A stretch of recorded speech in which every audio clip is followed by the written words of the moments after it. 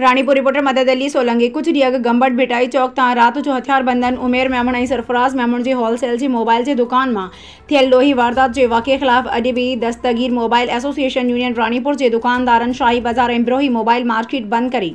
वापारी तंज़ीमुनि में civil society पारां दुकान ॿाहिरां एहतजाज कंदे बाज़ार खां थींदे प्रेस क्लब रानीपुर ताईं पहुची नारेबाज़ी कंदे चयो त गंबड़ शहर में अमन बहाल करियो ऐं थियल सिंध कम्युनिकेशन जे मालिक सरफराज़ अहमद उमेर अहमद सलमान अहमद मेमण जो करोड़े रुपयनि जो ॾोह वापसि करायो। IG Sindh DIG Sukkur SSP Khairpur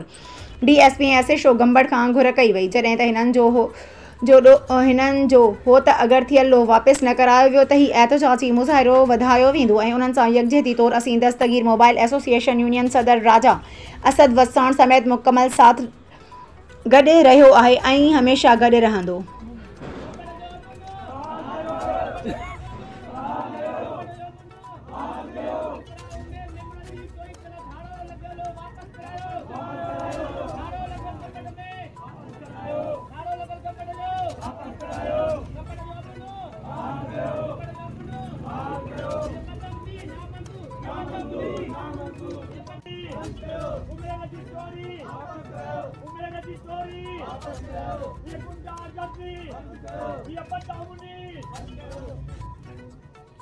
सभिनी जे भरिया हिकिड़ो पोइ थी करे वरी अॻिते निकिरी थो जाम।